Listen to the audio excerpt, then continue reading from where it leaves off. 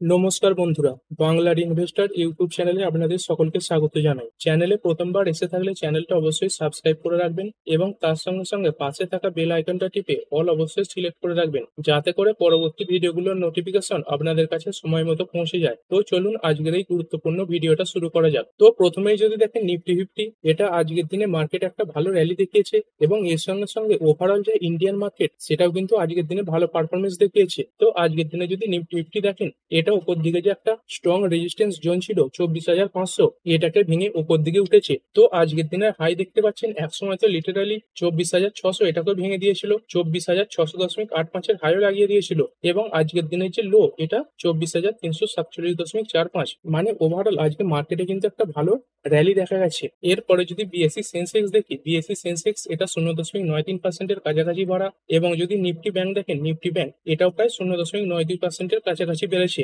এবং এর সঙ্গে সঙ্গে যদি ব্রড মার্কেট ইন্ডাইসেস গুলো দেখেন, নিফটি ফিফটি এটা 0.9% বেড়েছে, নিফটি নেক্সট ফিফটি এটা 1.17% বেড়েছে, নিফটি ব্যাংক এটা 0.92% বেড়েছে, ফাইন্যান্সিয়াল সার্ভিসেস এটা 0.91% বাড়া, নিফটি মিড ক্যাপ সিলেক্ট এটা 0.83% বেড়েছে, তারপর 100, 200, 500 এইগুলো দেখতে পাচ্ছেন সব 1%-এর কাছাকাছি বাড়া রয়েছে। মিড ক্যাপ ফিফটি এটা 0.87% বাড়া, মিড ক্যাপ 100 বেড়েছে 0.85% এবং যদি স্মল ক্যাপ দেখেন, স্মল ক্যাপ 100 এটা 0.36% বেড়েছে এবং স্মল ক্যাপ ফিফটি এটা 0.49% বেড়েছে। মানে আজকে মার্কেটে এই মিড ক্যাপ স্টকগুলো এবং তার সঙ্গে সঙ্গে লার্জ ক্যাপ স্টকগুলো কিন্তু ভালো পারফরমেন্স দেখিয়েছে, কারণ এখানে দেখতেই পাচ্ছেন মিড ক্যাপ ইন্ডেক্স এবং তার সঙ্গে সঙ্গে যে লার্জ ক্যাপ ইন্ডেক্স গুলো রয়েছে সেইগুলো ভালো পারফর্ম করেছে এবং তার তুলনায় যদি দেখেন তাহলে স্মল ক্যাপ ইন্ডেক্সেস এইগুলো অতটা ভালো পারফরমেন্স দেখাতে পারেনি, কারণ যেখানে লার্জ ক্যাপ এবং মিড ক্যাপ এই ইন্ডেক্সেস গুলো প্রায় 1%-এর কাছাকাছি বাড়া রয়েছে, সেখানেই স্মল ক্যাপ ইন্ডেক্সেস গুলো মাত্র 0.5%-এর কাছাকাছি বাড়া। এবং এরপর যদি ওভারঅল মার্কেটও দেখেন, ওভারঅল মার্কেটেও কিন্তু আজকে একটা ভালো সেন্টিমেন্ট তৈরি হয়েছে। এই এনএসির মধ্যে টোটাল 3,096 খানা স্টক আজকের দিনে ট্রেড হয়েছে, যাদের মধ্যে বেড়েছে 1,604 খানা এবং পড়া শেয়ারের সংখ্যা 1,413 খানা। তো দেখতে পাচ্ছেন ওভারঅল মার্কেটে পাড়া শেয়ারের সংখ্যা সেটা কিন্তু অনেকটাই বেশি রয়েছে। আর এইখান থেকে যদি নিফটি ফিফটির লেভেলের কথা বলেন, তাহলে ওপর দিকে 24,800 এটা একটা স্ট্রং রেজিস্ট্যান্স জোন হবে এবং নিচের দিকে খুবই একটা ছোট লেভেল থাকবে। যদি 24,500 এটাকে আবার নিফটি ফিফটি ভেঙে ফেলে, তাহলে কিন্তু আবার 24,200 থেকে 300 পর্যন্ত যাওয়ার সম্ভাবনা রয়েছে। আর আজকের দিনে মার্কেটের এই ভালো পারফরমেন্সের কারণ কি, দেখুন আজকের দিনে এই যে মার্কেট ভালো পারফর্ম করলো এর পেছনে কিন্তু অনেকগুলো কারণ রয়েছে। তো চলুন সেগুলো এক এক করে দেখে নিই। প্রথমে যদি দেখেন, এই ইউএস এর সঙ্গে ট্যারিফ নিয়ে ঝামেলার পর এই ভারত সরকার কিন্তু আরো যে অন্যান্য বড় বড় দেশগুলো রয়েছে তাদের সঙ্গে সম্পর্ক মজবুত করার চেষ্টা করছে এবং তার সঙ্গে সঙ্গে বিভিন্ন যে আরো অন্যান্য দেশগুলো রয়েছে তাদের সঙ্গে যে বিজনেস বা ব্যবসা সেটাকে বাড়াবার চেষ্টাও করছে। তো এই কারণে দেখতে পাচ্ছেন আমাদের প্রধানমন্ত্রী নরেন্দ্র মোদীজি তিনি কিন্তু রাশিয়ার প্রেসিডেন্ট পুতিন এনার সঙ্গে কথাবার্তাও বলছেন, এমনকি প্রধানমন্ত্রী নরেন্দ্র মোদীজি তিনি এই পুতিনকে ইনভাইটও করেছেন। তো এরকমই একটা আশা করা হচ্ছে যে এই বছরের শেষের দিকে রাশিয়ার প্রেসিডেন্ট পুতিন ইন্ডিয়াতে আসতে পারেন। তো যেখানে দুই দেশের মধ্যে যে সম্পর্ক সেটাকে আরো মজবুত করার চেষ্টা করা হবে এবং তার সঙ্গে সঙ্গে এই যে বিজনেসের পরিসর সেটা আরো বাড়াবার কথা চিন্তা ভাবনা করা হতে পারে। এছাড়াও যদি দেখেন, গত 7 বছর পরে এই প্রথম প্রধানমন্ত্রী নরেন্দ্র মোদীজি তিনি চায়নাতেও একটা ভিজিট করতে যাচ্ছেন। তো চায়নার সঙ্গেও যে সম্পর্ক সেটাকেও আরো দৃঢ় করার চেষ্টা করা হচ্ছে এবং এর সঙ্গে সঙ্গে ইস্ট এশিয়ার আরো যে অন্যান্য কান্ট্রিগুলো রয়েছে তাদের সঙ্গেও যে বিজনেসের পরিসর সেটা বাড়াবার কথাও চিন্তা ভাবনা করা হচ্ছে। তো দেখতে পাচ্ছেন রিপোর্টের মাধ্যমে এরকম একটা খবর কিন্তু সামনে আসছে যে mister Modi is likely to travel to Japan to meet his Japanese counterpart by the end of August. মানে আগস্ট মাসের শেষের দিক করেই এই মোদিজি তিনি কিন্তু জাপানে যেতে পারেন এই জাপানের যে প্রেসিডেন্ট শিগেরু ইসিবা তার সঙ্গে আলোচনা করার জন্য। তো রিপোর্টের মাধ্যমে এটাই সামনে আসছে, জাপানের প্রাইম মিনিস্টারের সঙ্গে ইন্ডিয়ার প্রাইম মিনিস্টার এই আগস্ট মাসের 29 তারিখে একটা মিটিং এ বসতে পারেন। মানে আমেরিকা ছাড়াও অন্যান্য যে কান্ট্রিগুলো রয়েছে তাদের সঙ্গে যে বিজনেসের সম্পর্ক সেটা কিন্তু আরো বাড়াবার চেষ্টা করা হচ্ছে এবং এর সঙ্গে সঙ্গে যদি দেখেন মার্কেট তো দেখতে পেয়েছেন গত কয়েক মাসে ভালোই পতন দেখিয়েছে। তো সেই পতনের সুযোগকে কাজে লাগিয়ে অনেক ইনভেস্টর কিন্তু তাদের যে সিপের পরিমাণ সেইগুলো বাড়িয়ে দিয়েছে বা মার্কেটে যে ইনভেস্টমেন্ট সেটাও বাড়িয়ে দিয়েছে। তো যদি সিপের ডেটা দেখেন সেইখান থেকেই বোঝা যায়। তো চলুন সিপের ডেটাগুলোও দেখে নিই। দেখতে পাচ্ছেন মিউচুয়াল ফান্ডের যে সিপের ইনফ্লো সেটা কিন্তু এই জুলাই মাসে আবার রেকর্ড হাই লাগিয়ে দিয়েছে। তো এই জুলাই মাসে সিপের যে ইনফ্লো সেটা হয়েছে 28,464 কোটি টাকা, যেটা এর আগের মাসের ইনফ্লো থেকে 4% পর্যন্ত বেশি। তো এর আগের মাসে এই ইনফ্লো কত ছিল, আগের মাসে দেখতে পাচ্ছেন এই যে জুন মাসে এই ইনফ্লো ছিল 27,269 কোটি টাকা। তো সেইখান থেকে এই যে ইনফ্লো এটা অনেকটাই বেড়ে গেছে এবং এই প্রথম দেখতে পাচ্ছেন এই ইনফ্লো 28,000কে টপকে গেল। তো সিপের যে পরিমাণ সেটা প্রতি মাসেই বাড়ছে। তো এর কিছু বছর যদি আগে দেখেন দেখতে পাচ্ছেন এখানে ফাইন্যান্সিয়াল ইয়ার 2016-17 করে এক এক মাসে সিপ হতো 4,335 কোটি, তারপরে 4,050 কোটি, আর এক একটা গোটা ফাইন্যান্সিয়াল ইয়ারে এই যে সিপের পরিমাণ সেটা হতো প্রায় 44,000 থেকে 45,000 কোটির কাছাকাছি। তো সেখানে যদি দেখেন এই ফাইন্যান্সিয়াল ইয়ার 2025-26-এ এই যে সিপের পরিমাণ সেটা কিন্তু অনেকটাই বেড়েছে। দেখতে পাচ্ছেন এপ্রিল মাসে প্রায় 26,632 কোটি, তারপরে মে মাসেও 26,000-এর ওপরে, তারপরে জুন মাসে 27,000-এর ওপরে, আর এই জুলাই মাস এটাতে 28,000-এর ওপরে এসেছে। তো দেখতে পাচ্ছেন এই 3 মাসে এই যে ডেটা সেটা এসেছে 80,589 কোটি, এবং যেটা প্রায় 8-9 বছর আগে 1 বছরের সিপ হতো সেটা এখন 3 মাসেই হয়ে যাচ্ছে। তো মার্কেটে যে ইনভেস্টমেন্ট সেটা কিন্তু অনেক পরিমাণে বেড়েছে। এবং এর সঙ্গে সঙ্গে যদি দেখেন এই জুলাই মাসে মিউচুয়াল ফান্ডের যে ইকুইটি ইনফ্লো সেটা কিন্তু 81% পর্যন্ত বেড়ে গেছে, যেটা কিন্তু খুবই একটা বড় পরিমাণ। এই জুন মাসে ইকুইটি মিউচুয়াল ফান্ডে সিপের যে ইনফ্লো এটা ছিল 23,587 কোটি, সেইখান থেকে 81% বেড়ে হয়েছে 42,702 কোটি। মানে মার্কেটের এই পতনকে কাজে লাগিয়ে অনেক ইনভেস্টর কিন্তু তাদের যে সিপের পরিমাণ সেটা অনেকটা পরিমাণে বাড়িয়ে দিয়েছে। মানে এইখান থেকে কিন্তু মার্কেটের একটা বাউন্স ব্যাকের সম্ভাবনাও তৈরি হচ্ছে। আর এরপরে যদি শুধুমাত্র এফআইআই তে ইনফ্লো শুরু হয়ে যায় তাহলে কিন্তু মার্কেটকে উপর দিকে যাওয়া থেকে কেউ আর আটকাতেই পারবে না। এরপর যদি সেক্টর ওয়াইজ দেখি, নিফটি অটো এটা 1%-এর কাছাকাছি বাড়া, তারপর ফাইন্যান্সিয়াল সার্ভিসেস এটা 0.91% বেড়েছে, এফএমসিজি এটা 0.74% বাড়া, নিফটি আইটি বেড়েছে 0.42%, মিডিয়া সেক্টর বেড়েছে 0.16%, মেটাল এটা 0.5%-এর কাছাকাছি বাড়া, ফার্মা বেড়েছে প্রায় 1%-এর কাছাকাছি। পিএসইউ ব্যাংক তো সব থেকে ভালো পারফরমেন্স দেখিয়েছে, পিএসইউ ব্যাংক এটা 2.20% বেড়েছে, প্রাইভেট ব্যাংক এটা 0.81% বাড়া, রিয়েলটি সেক্টর বেড়েছে 1.86%, এবং যদি হেলথ কেয়ার ইন্ডেক্স দেখেন এটা 1.17% বেড়েছে। তো দেখতে পাচ্ছেন ইন্ডিয়ান মার্কেটের যে ব্রডার ইন্ডেক্সেস গুলো রয়েছে এবং তার সঙ্গে সঙ্গে যে সেক্টরাল ইন্ডেক্স গুলো রয়েছে সেইগুলো কিন্তু সবই আজকে পজিটিভে বন্ধ হয়েছে। এরপরে কিছু স্টক স্পেসিফিক আলোচনা করব যেইগুলো মার্কেটে আজকে খুব বেশি বাড়ার কারণে বা খুব বেশি পড়ার কারণে সকলেরই নজরে ছিল, এবং কিছু কোম্পানির জন্য কিছু নিউজও আছে, তো জন্য সেইগুলো এক এক করে কভার করি। তো প্রথমে যে কোম্পানি সেটা হচ্ছে এইচবিএল ইঞ্জিনিয়ারিং লিমিটেড, এটা আজকের দিনে 13.37% বেড়ে বন্ধ হয়েছে। কোম্পানি তার কোয়ার্টার 1 রেজাল্টের কারণে বেড়েছে। কোম্পানির যে সেলস ইয়ার অন ইয়ার 16% বেড়েছে, 520 কোটি থেকে বেড়ে হয়েছে 602 কোটি, এবং এর আগের কোয়ার্টারে ছিল 476 কোটি। তো ইয়ার অন ইয়ার এবং কোয়ার্টার অন কোয়ার্টার ভালো। তারপরে যদি এবিটা দেখেন, এবিটাও ভালো এসেছে, ইয়ার অন ইয়ার 110 কোটি থেকে বেড়ে হয়েছে 192 কোটি, কোয়ার্টারলিও বেড়েছে। তারপরে নেট প্রফিট 80 কোটি থেকে ইয়ার অন ইয়ার বেড়ে হয়েছে 143 কোটি, এবং কোয়ার্টার অন কোয়ার্টার 44.8 কোটি থেকে বেড়েছে। তো দেখতে পাচ্ছেন ওভারঅল কোম্পানির যে রেজাল্ট সেটা কিন্তু খুবই ভালো এসেছে। এর পরের কোম্পানি ডোমস ইন্ডাস্ট্রিজ লিমিটেড, এটা আজকের দিনে 11.47% বেড়েছে। তো এই কোম্পানিটাও তার কোয়ার্টার 1 রেজাল্টের কারণে বেড়েছে। কোম্পানির সেলস ইয়ার অন ইয়ার 445 কোটি থেকে বেড়ে হয়েছে 562 কোটি, যেটা কোয়ার্টারলিও ভালো। তারপরে এবিটা এটা ইয়ার অন ইয়ার 86 কোটি থেকে বেড়ে 98 কোটি, এবং কোয়ার্টারলিও ভালো এসেছে। তারপরে নেট প্রফিট এটা ইয়ার অন ইয়ার 54 কোটি থেকে বেড়ে হয়েছে 59 কোটি, এবং কোয়ার্টারলি এই ডেটা ভালো এসেছে। তো এরও যে ডেটা এটাও দেখতে পাচ্ছেন ইয়ারলি এবং কোয়ার্টারলি দুটো দিক থেকেই ভালো এসেছে। এর পরের company home first finance company India limited, এই স্টকটা আজকের দিনে 6.44% বেড়ে বন্ধ হয়েছে। তবে আজকের দিনে এই স্টকটাতে কিন্তু একটা ব্লক ডিলে হয়েছে, তবে ব্লক ডিলের যে ডিসকাউন্ট সেটা খুবই কম ছিল, তো সেই কারণের জন্যই এই স্টকটাতে একটা বড় বাইং এসে গেছে। তো ব্লক ডিলের ডিটেলস একটু দেখে নেবো। তো দেখতে পাচ্ছেন কোম্পানির যে ব্লক ডিলের ডিটেলস সেটা খুলে নিয়েছি। কোম্পানির যে ব্লক ডিল সেটা কত টাকায় হয়েছে, 1190 টাকা 50 পয়সা পার শেয়ারে, যেটা এর আগের দিনের ক্লোজিং প্রাইস থেকে মাত্র 0.9% নিচে। মানে অনেক বড় বড় ইনভেস্টররা এটাই মনে করছে যে এই শেয়ারটা তার একটা ফেয়ার ভ্যালুর কাছেই ট্রেড করছে, তো এই কারণে এই স্টকটাতে বড় বাইং এসে গেছে। তো এই ব্লক ডিলে কোম্পানির টোটাল 1,09,80,033টা শেয়ার ট্রেড হয়েছে, এবং এর টোটাল ভ্যালু 1307.17 কোটি টাকা। এরপরে কল্পতরু প্রজেক্ট ইন্টারন্যাশনাল লিমিটেড, এই স্টকটা তার রেজাল্টের পর থেকে ক্রমাগতই বাড়ছে, আজকের দিনে 4.85% বেড়েছে, এবং রেজাল্টের পরে টোটাল যদি দেখেন তাহলে প্রায় 12 থেকে 12.5%-এর কাছাকাছি বেড়েছে। এরপরে টাটা মোটরস লিমিটেড, তো এই কোম্পানির যখন রেজাল্ট আলোচনা করেছিলাম তখন এটাই বলেছিলাম নাম্বার ভিত্তিতে কোম্পানির যে রেজাল্ট সেটা খারাপ এসেছে, কিন্তু মার্কেটের যে অনুমান ছিল সেটার থেকে কোম্পানির যে রেজাল্ট সেটা ভালো এসেছিল। তো সেই কারণে আজকের দিনে স্টকটা 3.20% বেড়ে বন্ধ হয়েছে। দেখতেই পাচ্ছেন কোম্পানির যে প্রফিট এটা 63% পর্যন্ত পড়ে গেছে, বাট মিট এস্টিমেট, মানে মার্কেট অনুমান করে চলছিল যে কোম্পানির প্রফিট আরো বেশি পড়বে, কিন্তু সেই তুলনায় কোম্পানির যে প্রফিট অতটা কিন্তু পড়েনি। মানে মার্কেটের অনুমানের থেকে কোম্পানির যে রেজাল্ট সেটা কিন্তু ভালো এসেছিল। এরপরে ক্যাপসম্যান অটোমেশন লিমিটেড, এটা মার্কেট বন্ধের কিছু আগে একটা বড় তেজি দেখিয়েছে এবং দিনের শেষে 5.98% বেড়ে বন্ধ হয়েছে। তারপরে ডি ডেভেলপমেন্ট ইঞ্জিনিয়ার্স লিমিটেড এই স্টকটা 13.59% বেড়েছে। তো দেখতে পাচ্ছেন স্টকটা একেবারে ফ্ল্যাটেই ট্রেড করছিল, তারপরে কিন্তু হঠাৎ করে একটা বড় জাম্প দেখিয়েছে। তো আপনাদের এটাই বলেছি, এই Q1 রেজাল্টের সিজনে যখনই দেখবেন এরকম মুভমেন্ট দেখা যাচ্ছে, তার মানে কিন্তু 99% ক্ষেত্রে এটাই থাকে যে কোম্পানির রেজাল্ট সেটা ভালো এসেছে।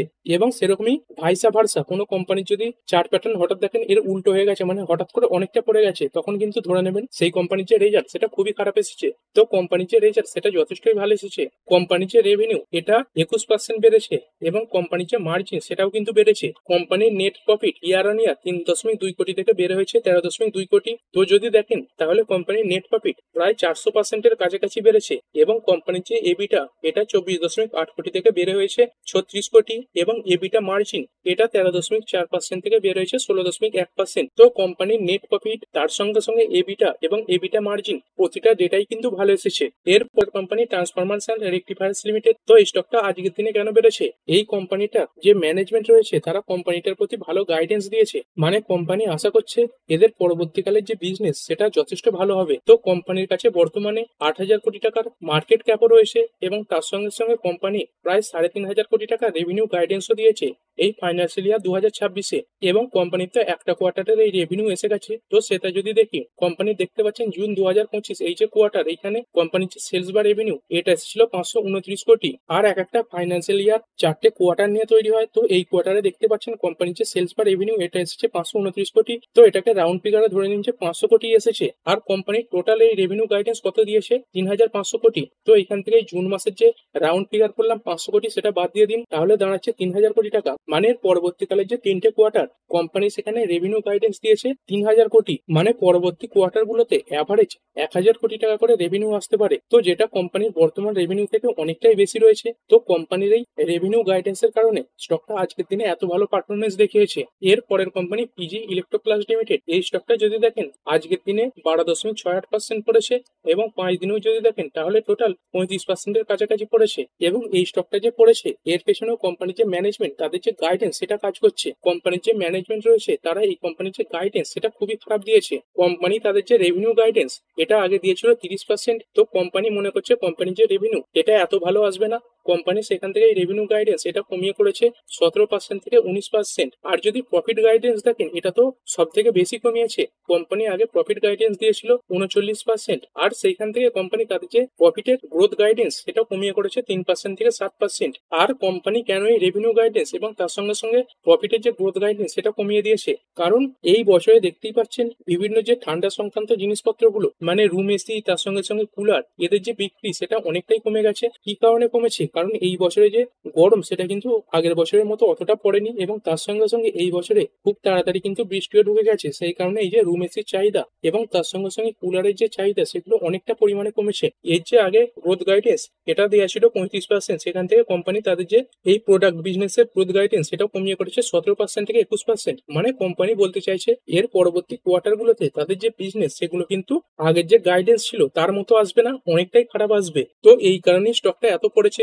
আর স্টক এত পড়ে যাওয়ার পর এবং কোম্পানির এরকম গাইডেন্স খারাপ দেওয়ার পর বিভিন্ন যে ব্রোকাররা রয়েছে তারাও এই স্টকটাকে ডাউনগ্রেড করে দিয়েছে। তো এখানে যদি দেখেন এই যে নুভামা এই স্টকটার যে টার্গেট প্রাইস সেটা কিন্তু কাট করে দিয়েছে এবং তার সঙ্গে সঙ্গে যদি দেখেন বিভিন্ন যে অ্যানালিস্ট রয়েছে তারা মনে করছে এই স্টকটা আরো ডাউন সাইডে যেতে পারে। তো এই সমস্ত খবরগুলোর কারণে এই স্টকটাতে আজকে বড় পতন তৈরি হয়েছে। এরপরে পিটিসি ইন্ডাস্ট্রিজ লিমিটেড, এই কোম্পানিটা তার রেজাল্টের পরে পড়েছে। কোম্পানির যে রেজাল্ট এটা ইয়ার অন ইয়ার বেসিসে ভালো হলেও কোয়ার্টার অন কোয়ার্টার কিন্তু খুবই খারাপ এসেছে। কোম্পানির সেলস যদি কোয়ার্টার অন কোয়ার্টার দেখেন তাহলে 121.92 কোটি থেকে পড়েছে 97.15 কোটি, কিন্তু ইয়ারলি ভালো এসেছে। তারপরে যদি অপারেটিং প্রফিট দেখেন এটা তো কোয়ার্টারলি খুবই খারাপ এসেছে, 28.73 কোটি থেকে পড়ে হয়েছে 8.78 কোটি। এবং যদি কোম্পানির নেট প্রফিট দেখেন, নেট প্রফিট এর আগের কোয়ার্টারে কোম্পানির ছিল 24.57 কোটি, সেখান থেকে কমে হয়েছে 5.16 কোটি। এবং যদি ইয়ারলিও দেখেন তাহলে কিন্তু নেট প্রফিট খুব একটা বাড়েনি, মাত্র 0.26 কোটি প্রফিট বেড়েছে। মানে কোম্পানির যে কোয়ার্টার অন কোয়ার্টার ডেটা সেটা কিন্তু খুবই খারাপ এসেছে। এরপরে যদি কথা বলি ভোল্টাস লিমিটেড, তো এই স্টকটা এসি সংক্রান্ত কাজ করে থাকে। তো এই স্টকটা আজকের দিনে 4.97% কেন পড়েছে? কারণ কোম্পানির যে কোয়ার্টারলি রেজাল্ট সেটা তো দেখতেই পাচ্ছেন এই কোয়ার্টারে বিভিন্ন যে এসি কোম্পানিগুলো রয়েছে তাদের যে রেজাল্ট সেগুলো খারাপের দিকেই আসছে। আর কেন খারাপ আসছে সেটা তো আগেই বললাম, কারণ কারণ এই কোয়ার্টারে বিভিন্ন যে এসি কোম্পানিগুলো রয়েছে তার সঙ্গে সঙ্গে কুলার কোম্পানিগুলো রয়েছে তাদের যে সেলস সেটা কিন্তু অনেকটাই কমে গেছে এবং কোম্পানির সেলস এটা তো কমেইছে, তার সঙ্গে সঙ্গে মার্কেটের যে অনুমান ছিল সেটাকেও কিন্তু এই কোম্পানিটা মিস করে গেছে। মানে মার্কেটের যতটা অনুমান ছিল তার থেকে কোম্পানির যে রেজাল্ট সেটা কিন্তু খারাপ এসেছে এবং এর সঙ্গে সঙ্গে বিভিন্ন যে ব্রোকারেজ হাউসগুলো রয়েছে তারাও কিন্তু কিছু সতর্কবার্তা জারি করেছে। এরপরে আরো একটি company Amber enterprises India limited, এই স্টকটা 6.17% কাছাকাছি পড়েছে। তো এই স্টকটা কেন পড়েছে? কারণ এই কোম্পানিটাও এই এসি সংক্রান্তই কাজ করে থাকে। দেখতে পাচ্ছেন এই কোম্পানির বিভিন্ন প্রোডাক্ট রয়েছে, সবই কিন্তু দেখতে পাচ্ছেন এই এসি সংক্রান্ত। তো যেহেতু বিভিন্ন এসি কোম্পানিগুলো সেলস কমে গেছে তো সেই কারণে এই কোম্পানির শেয়ারটাও পড়েছে। কারণ এই কোম্পানিটা কি কাজ করে থাকে, এসির যে বিভিন্ন সরঞ্জাম সেগুলো তৈরি করে থাকে এবং তারপর বিভিন্ন যে ব্র্যান্ডগুলো রয়েছে তাদের কাছে বিক্রি করে থাকে। তো যেহেতু বিভিন্ন এসি কোম্পানিগুলো সেলস কমে গেছে সেই কারণে এই কোম্পানির যে সেলস সেটাও কমে যাবে এবং বিভিন্ন যে এসি কোম্পানিগুলো রয়েছে তাদের সেলস কমে যাওয়ার কারণে তাদের কাছে যে স্টকের পরিমাণ সেটাও কিন্তু বেড়ে গেছে। তো এই কোম্পানির যে পরবর্তীকালে অর্ডার পাওয়ার সংখ্যা সেটাও কিন্তু কমে যাবে। তো সেই কারণেই ইনভেস্টররা এই স্টকটাতে আগে ভাগেই বড় সেলিং তৈরি করে দিচ্ছে। এরপরে স্নাইডার ইলেকট্রিক ইনফ্রাস্ট্রাকচার লিমিটেড, তো এই স্টকটা তার রেজাল্টের পর থেকে ক্রমাগতই পড়ছে। আজকের দিনেও দেখতে পাচ্ছেন লোয়ার সার্কিট লাগিয়েছে, এর আগের দিনেও লোয়ার সার্কিটে ছিল। এরপরে অ্যাকশন কনস্ট্রাকশন ইকুইপমেন্ট লিমিটেড, এই স্টকটা তার রেজাল্টের পরে আজকের দিনে 6.42% পড়েছে। এরপরে সেই সমস্ত স্টকগুলো নিয়ে কথা বলবো যেগুলো মার্কেটে নতুন লিস্ট হয়েছে বা মার্কেটে নতুন আইপিও এসেছিল। তো যে সমস্ত কোম্পানিগুলো মার্কেটে লিস্ট হয়েছে নতুন সেই স্টকগুলো কিন্তু আজকে খারাপ পারফরমেন্স দেখিয়েছে। যেমন এনএসডিএল, এটা দেখতে পাচ্ছেন আজকের দিনে টোটাল 2.10% পড়েছে। তো এইটুকু পতন দেখে আপনার হয়তো মনে হতে পারে এই পতনটা খুব একটা বড় নয়, কিন্তু যদি টপ লেভেল থেকে দেখেন টপ লেভেল থেকে এই স্টকটা আজকের দিনে প্রায় 10%-এর উপরে পড়ে গেছে। আজকের দিনের হাই দেখতে পাচ্ছেন 1425 এবং আজকের দিনের লো 1257। তো একবার ভেবে দেখুন, কেউ যদি এখানে বাড়ছে দেখে বা প্রমোতে এখানে কিনে নেয় সে কিন্তু আজকের দিনে পুরোপুরি ভাবেই ফেঁসে গেছে। এবং বিভিন্ন অ্যানালিস্টরা এটাও মনে করছে এই স্টকগুলো মানে যে সমস্ত স্টকগুলো নতুন মার্কেটে এসেছে সেগুলো ওভার ভ্যালুড হয়ে গেছে এবং এইগুলোর পড়ার সম্ভাবনা কিন্তু এখনো রয়েছে। এরপরে যদি কথা বলি শ্রী লোটাস ডেভেলপার্স, এটাও একটা নতুন শেয়ার, এটা 4.13% পড়েছে। তারপরে এমবি ইঞ্জিনিয়ারিং, এটা 2%-এর কাছাকাছি পড়েছে। তারপরে আদিত্য ইনফোটেক, যে কোম্পানিটার আন্ডারে সিপি প্লাস সিক্সটিপির ব্র্যান্ডটা রয়েছে সেটা 3.74% পড়েছে। তারপরে লক্ষ্মী ইন্ডিয়া ফাইন্যান্স লিমিটেড, এটা 8%-এর কাছাকাছি পড়েছে। এরপরে একবার নিফটি ফিফটির মধ্যে যাব। নিফটি ফিফটির মধ্যে টোটাল 44টা কোম্পানি আজকে পজিটিভে বন্ধ হয়েছে এবং 6টা কোম্পানি নেগেটিভে বন্ধ হয়েছে। এবং যে কোম্পানিগুলো ভালো পারফর্ম করেছে সেগুলো হচ্ছে এই আদানি এন্টারপ্রাইজ, এটা 4.23% বেড়েছে। তারপরে টাটা মোটরস, এটা 3.20% বেড়েছে। ইটার্নাল বেড়েছে 2.69%। গ্রাসিম ইন্ডাস্ট্রিজ বেড়েছে 2.65%। তারপরে অ্যাপেলো হসপিটাল, এটা 2.31% বেড়েছে। আর এরপরে যে স্টকগুলো পড়েছে সেগুলো দেখে নেব। যে স্টকগুলো পড়েছে তাদের মধ্যে হিরো মোটোকর্প রয়েছে, এটা 0.76% পড়েছে। তারপর বেল, এটা 0.23% পড়েছে। ভারতী এয়ারটেল পড়েছে 0.61%। বাজাজ ফাইন্যান্স, এটা 0.08% পড়েছে। মারুতি পড়েছে 0.06%। টাইটান, এটা 0.01% পড়েছে। তো দেখতে পাচ্ছেন পড়া শেয়ার গুলো যেগুলো নিচের দিকে রয়েছে সেগুলো কিন্তু পয়েন্টে পয়েন্টে পড়েছে।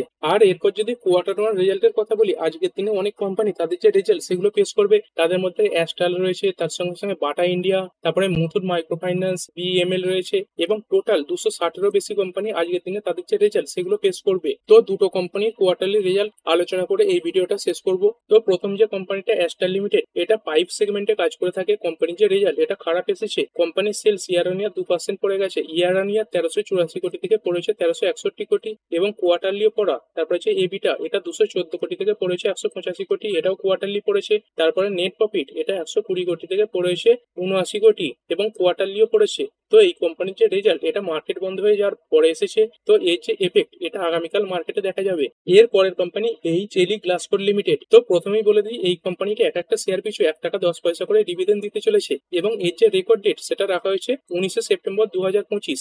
আর কোম্পানির রেজাল্ট এটা দেখবো। তো কোম্পানির এই যে প্রতিটা ফিগার সেগুলো সব লাখে রয়েছে এবং এটা কোম্পানির কনসোলিডেটেড নাম্বার। তো কোম্পানির টোটাল ইনকাম কত, এর আগের বছর সেম কোয়ার্টারে ছিল 228 কোটি, সেখান থেকে বেরোচ্ছে 286 কোটি। আর এর আগের কোয়ার্টারে কত ছিল 335 কোটি। তো ইয়ারলি ভালো এসেছে, কোয়ার্টারলি খারাপ। এরপরে যদি পিবিটি বা প্রফিট বিফোর ট্যাক্স দেখি, এটা 6 কোটি থেকে বেড়ে হয়েছে 22 কোটি, যেটা এর আগের কোয়ার্টারে ছিল 37 কোটি।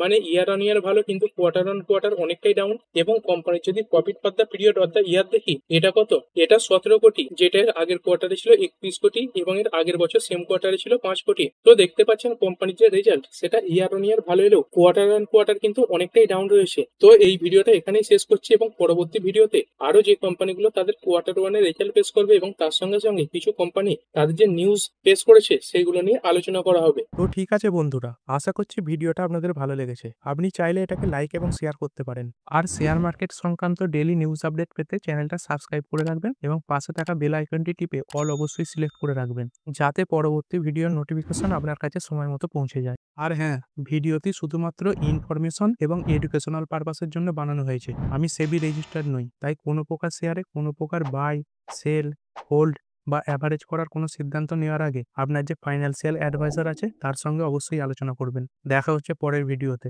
ধন্যবাদ।